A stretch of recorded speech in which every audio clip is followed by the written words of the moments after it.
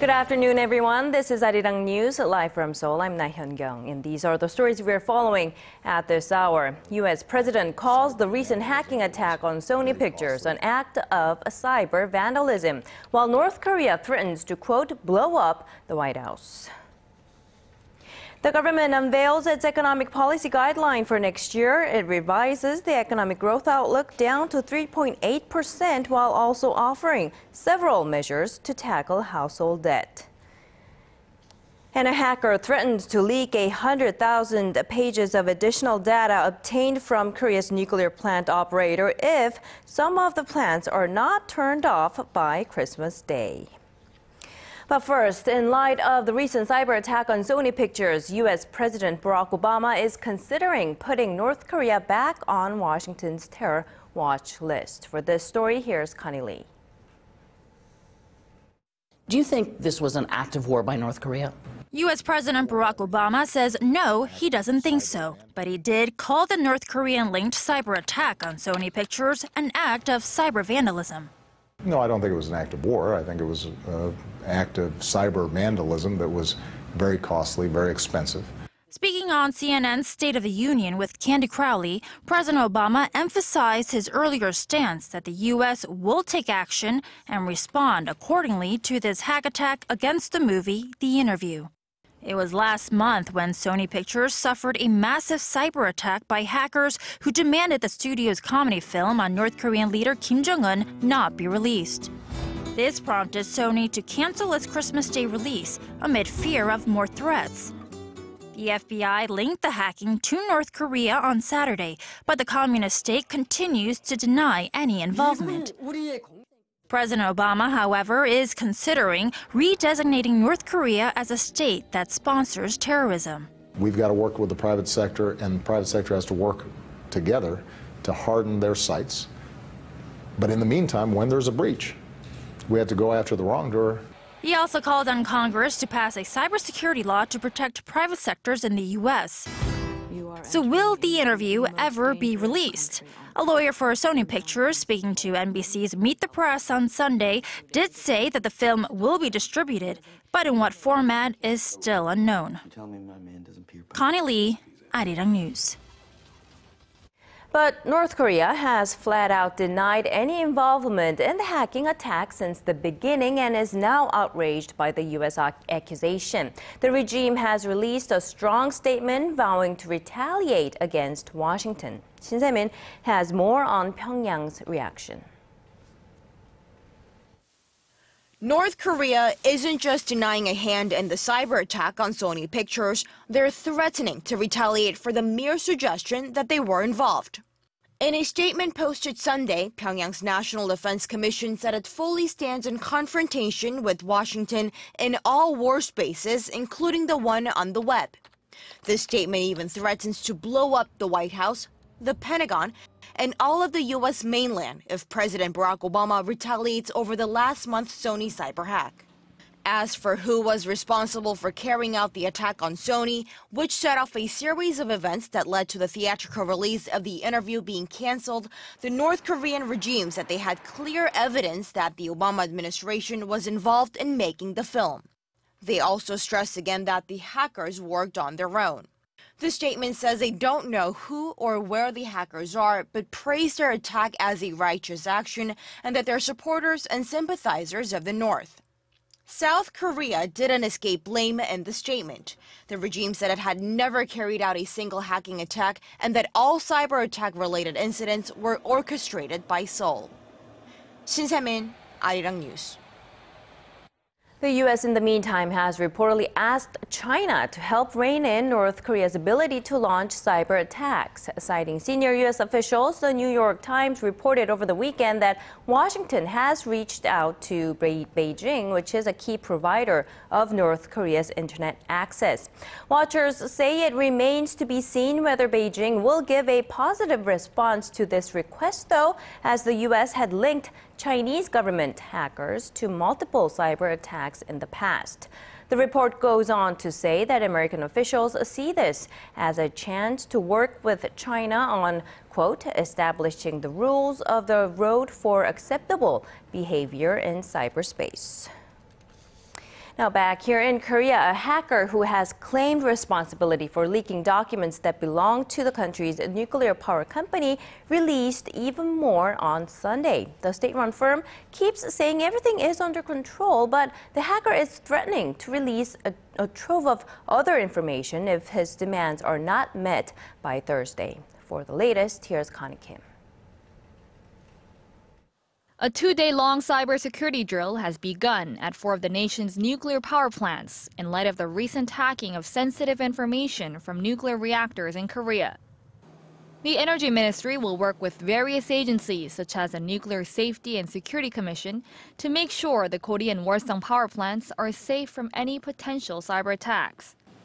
Over the 2 days, the ministry will review how the leaked information could impact the plants and perform security checks.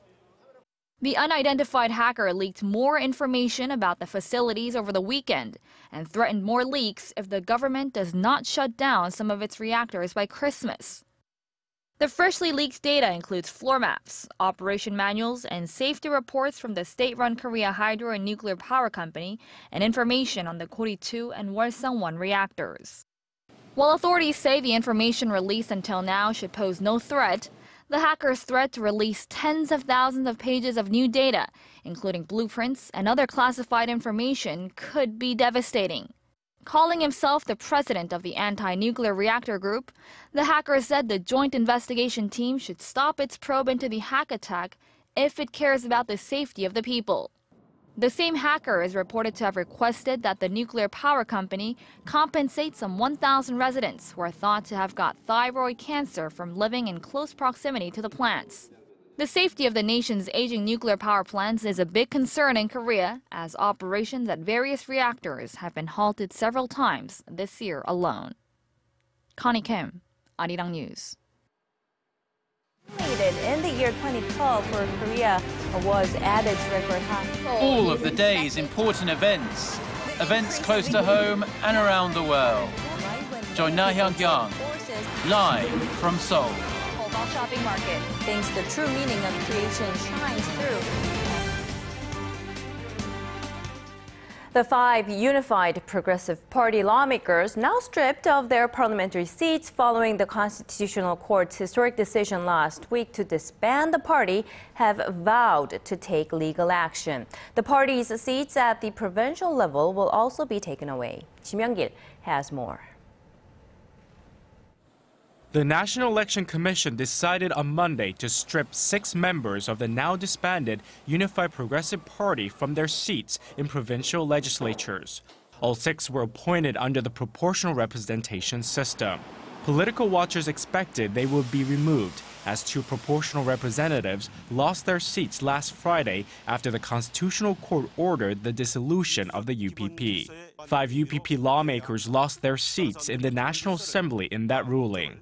Under the court's order, 3 of the vacant seats will be filled during by-elections set for April, while the 2 proportional representative seats will remain vacant until the next general election in 2016. All 5 of the UPP sitting lawmakers that were kicked out of the National Assembly last week have said they will file a lawsuit against the state. They claim the Constitutional Court does not have the right to remove them from the legislature, as there's no law that stipulates the status of lawmakers in a case where a party is dissolved. Last Friday's ruling comes more than 400 days after the Justice Ministry filed a petition last year following the arrest of a number of UPP members on rebellion and conspiracy charges. Several UPP members, including former lawmaker Lee Seok-gi, were convicted of plotting to overthrow the government in the event of a war with North Korea. Kim Young-gil, Arirang News. The Finance Ministry will maintain its expansionary policy in the new year, trying to step out of a sluggish economic recovery. It also introduced comprehensive structural reform measures that will take place starting in 2015. Arirang's Hwang Ji-hye breaks it down for us. Korea has cut its economic growth target for this year and the next, citing still sluggish domestic demand. The Finance Ministry on Monday lowered its 2014 growth outlook to 3.4% and that of next year to 3.8%. To pull the economy out of its slow growth rut, the government's economy management plan for next year will put emphasis on structural reforms while maintaining its expansionary policy. Under the government plan, policymakers will tackle pressing risks head-on. One major task is to defuse threats posed by snowballing household debt. To help mortgage loan holders and the self-employed better service their debts, the government will use a state housing fund to switch their short-term loans into longer-term loans and swap loans carrying floating rates into those with fixed rates. For the corporate sector, the government will introduce new measures to speed up the debt restructuring process. The move will allow troubled companies to begin workout programs before their financial health becomes irreparable. Longer-term structural changes will focus on the labor, education, financial, and public sectors. The government will seek ways to raise the female labor participation and better utilize the country's foreign workforce, while educational reform will place emphasis on enhancing vocational training. The government plans to promote apprenticeship programs where students in college or in vocational schools can receive training directly from related companies. It would also cut red tape in the financial sector and promote the use of IT at banks and other financial institutions to foster the so-called fintech.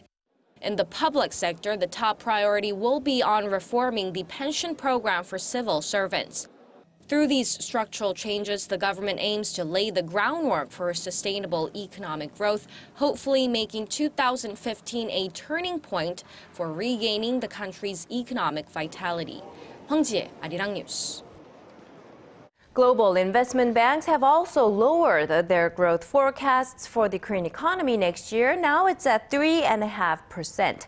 28 financial institutions tracked by Seoul-based Yonhap News have slashed their forecasts by an average of 0.3 percentage points. They point to sluggish domestic demand and unfavorable conditions that may harm exports, citing the slow recoveries in China and Europe, coupled with the weakening Japanese yen. With the Japanese Prime Minister Shinzo Abe winning the recent snap election, the investment banks expect his quantitative easing measures to continue next year. Now, Korea now has more than a dozen bilateral free trade pacts secured, but the Trade Ministry is looking to lock in even more deals this coming year, including a number of so-called mega FTAs. Song Ji-sun has this report. 2014 could be remembered as the year of free trade deals for South Korea. Over the past 12 months, Seoul has concluded negotiations with China, Canada, New Zealand, and Vietnam, with an FTA with Australia taking effect. Add all of them up, and Korea has 15 FTA agreements with a total of 52 nations that account for 73% of the global economy. For 2014, Seoul's focus was on wrapping up bilateral free trade deals. For the coming year, it's on sealing multilateral and regional pacts. According to officials at Trade Ministry, Korea's goal is to ink a trilateral deal with China and Japan before the end of 2015. The government says it will approach the trilateral pact, now entering a third year of negotiations, looking for a term similar to those contained in the Korea-China FTA. Seoul also hopes agreements can be reached for the Regional Comprehensive Economic Partnership, which involves the 10 ASEAN member countries, along with India, Australia, and New Zealand, Korea, China, and Japan. As for the Trans-Pacific Partnership led by the U.S., Seoul signaled interest in joining negotiations last year. The government says it will look into the possibility of doing that as soon as possible after the deal is signed. The government sees this aggressive push for free trade deals as a means for fostering future growth through exports, which is at the heart of the government's three-year economic reform plan. In a meeting with businessmen last week, President Park Geun-hye ordered a new focus on signing additional FTAs with emerging economies as well. Song Ji-sun, Arirang News.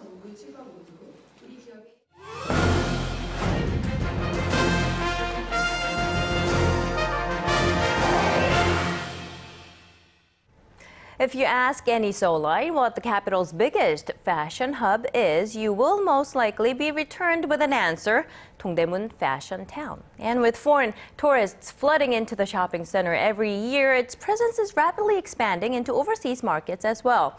Park Ji-won has this week's Industry Insight.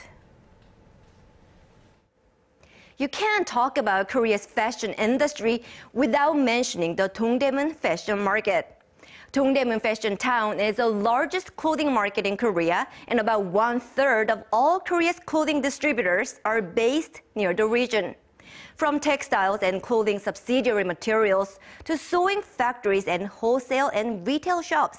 If it has to do with clothing and fashion, you will find it here. A designer's idea can be made into a final product in just a day. Let's take a look.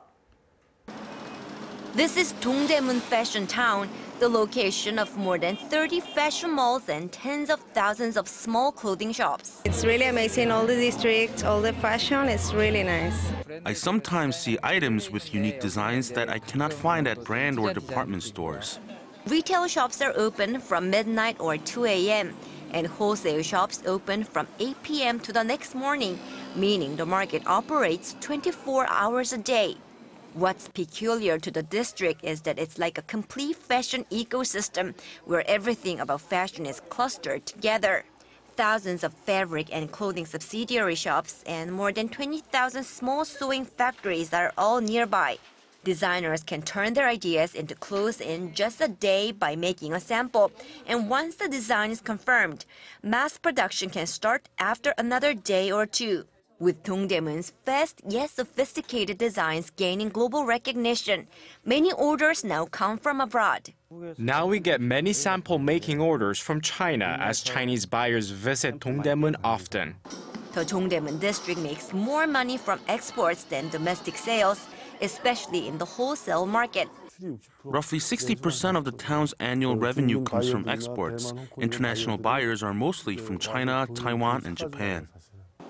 The fashion town also serves as a testbed for many up-and-coming designers. Here's a hip fashion mecca where you can make and sell clothes. The region helps in my market research and market sourcing. Some designers have successfully grown from single shops to fashion empires. This modern brand began from a shop in Dongdaemun, but has expanded to include dozens of shops in China. Codis Combined started as a shop in Dongdaemun in 2002. Now we have many products in many categories, particularly menswear, underwear, and a kids' clothing line. Fashion group Hyungji, which has the #1 market share in women's clothes as a domestic company, also started as a humble shop in Dongdaemun Market in the early 1980s. The founder of the group still emphasizes the so-called Dongdaemun spirit, which is characterized by designs that are ahead of their time in order to survive the fierce competition, thorough product management, and affordable prices. The Dongdaemun Fashion Market has served as a breeding ground for clothing businesses and designers ever since the end of Korean War. Thanks to the market's unique features and its vibrant energy, Korea's leading fashion hub now attracts millions of people from both inside and outside of the country. Park Ji-won, Arirang News.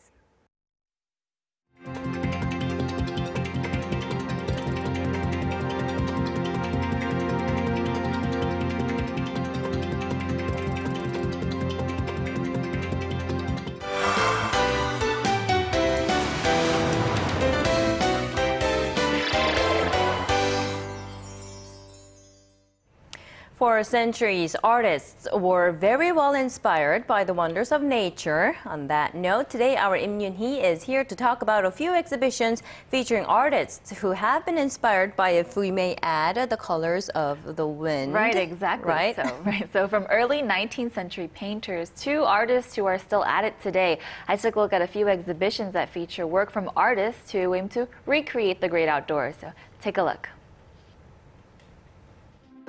Nature. It's a source of inspiration for many. But the Normandy coast in France has been a particular favorite for some of history's most acclaimed artists. From the Impressionist paintings of Claude Monet to the realist works of Gustave Courbet, The shores of Normandy have been at the center of many timeless masterpieces. The gallery gives a look into the role of Normandy and the development of modern landscape painting.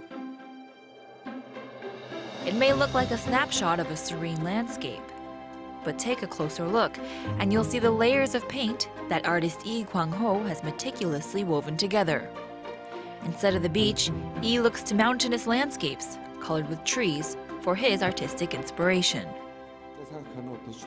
The natural forest landscape I think of is very primitive, like Jeju Island's cherished landscape, so I drew the forest like that. Another artist who values the beauty of nature. Ryu Ho-yeol finds inspiration in the movements of nature, but instead of working with paint, he's turned to media and technology to create these living works of art. And that's exactly what they look like. Each screen bursts to life in an eerie yet mesmerizing way. An imaginary world is possible, and in this world, parts can also be excluded. There's a division between reality and the imaginary, so I chose the color white. There's something soothing about the rustling of leaves, whether they be real or the result of some figment of an artist's imagination. Wow, I was looking at that piece of art, the video artwork that he did, and I was thinking, I think I was thinking, is that real or did he design it? Or, And I think that's what he's going for with that one. So with this exhibition, it's very interesting. Actually, it was originally going to be closed on the 16th of this month, but they extended it due to its popularity. So I actually had to call quite a few times to get a date because they kept pushing it back, and I feel like they're going to keep pushing it back. I guess people are finding this winter wonderland-like thing very, very inspiring. And the first exhibition, you say it was a collection from many different artists. So these are works collected from over 6 different artists. Now, this exhibition is also really interesting because, artists find their muse in a lot of people, but this one, the artists find their muse in Mother Nature. And so you can really see how beautiful they are. And so Normandy, like you heard in the report, was a huge influence on the painters at that time. And these painters went on to be influenced on other painters as well. So a very important exhibition to check out. And so this collection was curated by the chief director of the Musée Malraux of France, which is a very important museum as well, because they have one of the most important collections of landscape landscape impressionist paintings. And so this is a very important exhibition that has a lot of very meaningful works there. All right, thank you very much, Yuni, for introducing us to 2 very meaningful and quite interesting exhibitions today. It's always a pleasure.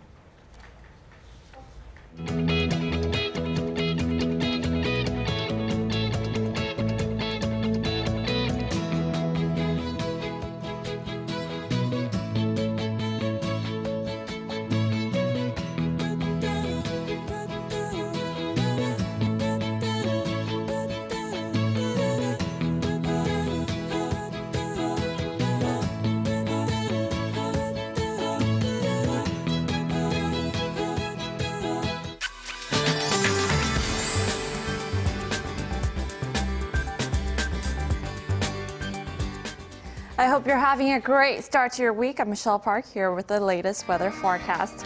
We've had on and off snowfall since this morning, and snow clouds continue to move in from the west, dropping down some snow on both Jeollado provinces and here in the capital as well. Now, this is expected to continue throughout the day with up to 3 centimeters of accumulation, while Seoul and the surrounding inlands here can expect less than 1. Now, cold temperatures continue as well. However, it looks like temperatures will begin to rise above the freezing point today, sneaking back up to the seasonal averages. And if you were hoping for a white Christmas this year, it doesn't look like we'll get it because there's no precipitation in the forecast. And here are your readings for today. Seoul will hit 1 this afternoon, while Gwangju and Busan will reach up to 5 and 7 degrees. And moving over to other regions, Jeju Island gets up to 7, Dokdo hits down to 2 degrees, while Mangkeungang is below freezing at -6. Well, that's all for now. Michelle Park, and have a wonderful day. And that brings us to the end of our newscast. Thanks for staying with us. Do join us again at 4 p.m. Korea time for more updates.